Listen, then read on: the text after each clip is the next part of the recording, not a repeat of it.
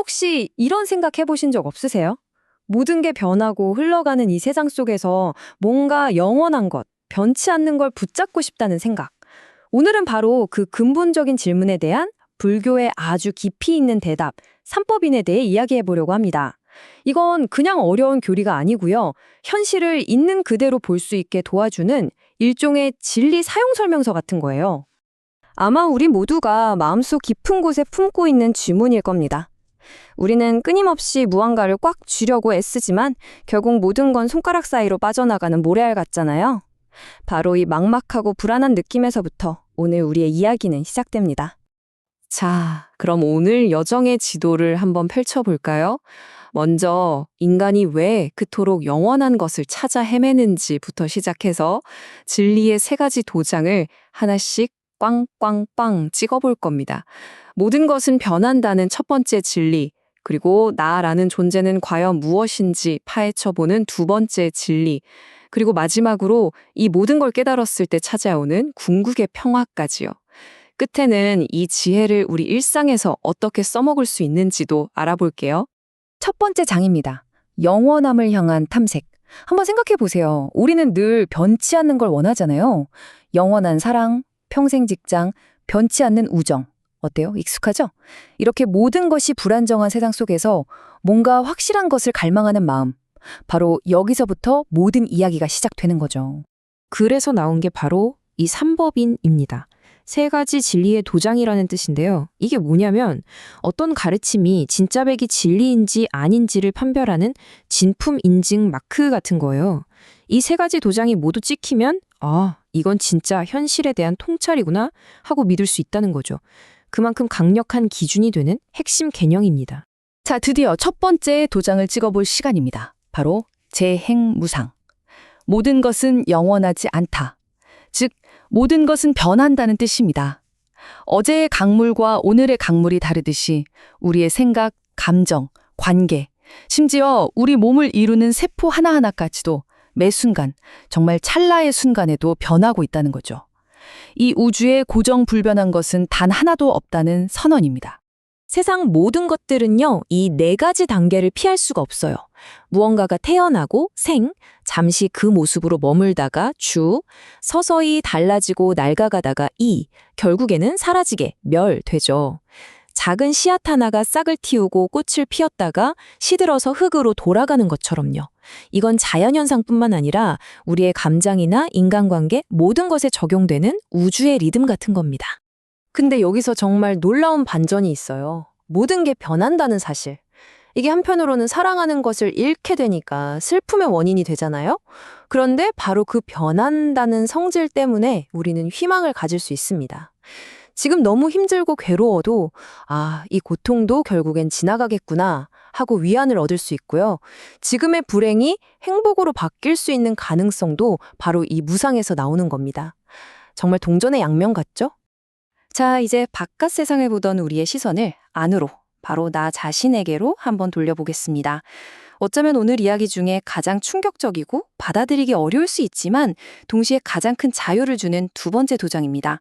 바로 재범무화, 나라고 할 만한 고정된 실체는 없다는 진리죠. 바로 이 질문이 핵심입니다. 모든 게 다 변한다고?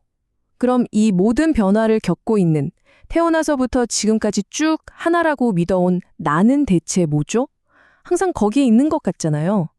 자, 지금부터 우리가 너무나도 당연하게 생각해왔던 그 나라는 존재를 한번 차근차근 해체해 보겠습니다. 불교에서는 나라는 걸 5가지 부품의 일시적인 조립품으로 봐요. 첫째, 우리 눈에 보이는 이 몸, 색. 둘째, 좋다, 아프다 하는 느낌이나 감각, 수. 셋째, 이걸 사과라고 인식하고 이름을 붙이는 생각, 상. 넷째, 물을 마셔야겠다 같은 의지나 의도, 행. 그리고 마지막으로 이 모든 걸 알아차리는 의식작용, 식입니다. 이 5가지가 잠시 모여서 나처럼 기능할 뿐 이 중 그 어떤 것도 이걸 다 합친다고 해도 그 안에 영원 불변하는 나라는 알맹이는 없다는 정말 혁명적인 통찰인 거죠. 이 비유를 들으면 감이 확 와요. 우리가 집이라고 부르는 게 있지만 사실 그건 기둥, 벽, 지붕 같은 부품들이 모여있는 상태를 말하는 거잖아요. 그 부품들을 다 해체하고 나면 집이라는 실체는 어디에도 없죠.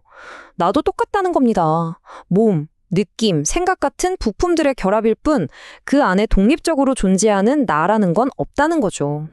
자, 모든 게 변하고 재행무상, 나라는 실체도 없다, 제법 무아. 그럼 남는 건 허무한 뿐일까요? 아닙니다. 바로 그 지점에서 세 번째 진리의 도장이 희망처럼 등장합니다. 바로 열반적정입니다. 앞에 두 가지 진리를 완전히 이해했을 때 자연스럽게 도달하는 아주 고요하고 평화로운 상태를 말해요. 열반이라는 말 많이 들어보셨죠? 이게 산스크리트어로 니르바나, 즉 불어서 끈다는 뜻이래요. 뭘 끄냐고요? 바로 우리 마음속에서 활활 타오르면서 우리를 괴롭히는 탐욕, 분노, 어리석음이라는 세 가지 불꽃입니다. 열반은 천국 같은 어떤 장소가 아니라 이 괴로움의 불길이 완전히 꺼진 마음의 상태를 의미하는 겁니다. 맞습니다. 열반이라는 게 막연하게 느껴진다면 최고의 행복이나 궁극적인 자유라고 생각하시면 돼요. 더 이상 변하는 것들에 저항하느라 에너지를 낭비하지 않고 나라는 걸 지켜야 한다는 그 무거운 짐을 내려놓았을 때 찾아오는 평화. 어떤 외부 조건에도 흔들리지 않는 내면의 고요함. 이게 진짜 행복이고 자유라는 거죠. 좋습니다. 이론은 이제 알겠어요. 근데 이걸 알아서 우리 인생에 뭐가 달라질까요? 그래서 어쩌라고 하는 질문이 나올 수 있죠. 자, 지금부터 이 엄청난 지혜를 우리 일상생활에 적용하는 법에 대해 이야기해 보겠습니다. 이 관점이 우리 삶을 어떻게 바꾸는지 한번 보시죠. 우리 괴로움을 한번 살펴볼까요? 몸이 아프거나 배신당하는 것처럼 직접적인 고통, 고고를 겪을 때 이것도 변하겠지, 영원하진 않을 거야 라고 생각할 수 있게 돼요. 또 늙거나 직장을 잃는 것처럼 변화 때문에 오는 고통, 행고는 이건 내 실패가 아니라 그냥 자연스러운 과정일 뿐이야 라고 받아들일 수 있게 되고요. 소중한 걸 잃었을 때 오는 상실의 고통, 괴고는 어차피 영원한 내 것은 없었어. 잠시 나에게 머물렀던 것 뿐이지 라고 깨닫게 되죠.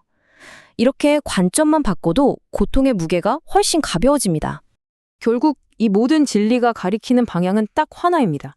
모든 것은 변하고 무상, 지켜야 할 나라는 것도 없으며 무아, 그래서 괴로움의 불을 끌 수 있다. 열받는 걸 온몸으로 이해하게 되면요.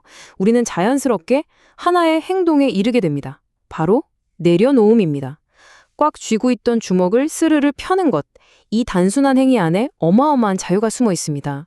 마지막으로 이 질문을 여러분께 던져봅니다. 만약 우리가 평생 지키고 방어하느라 애썼던 그 나라는 단단한 성벽이 사실은 존재하지 않는 거라면 여러분은 무엇을 할 수 있을까요? 어떤 새로운 가능성이 열릴까요? 이 세 가지 진리가 열어주는 무한한 자유를 잠시 한번 상상해 보시길 바랍니다.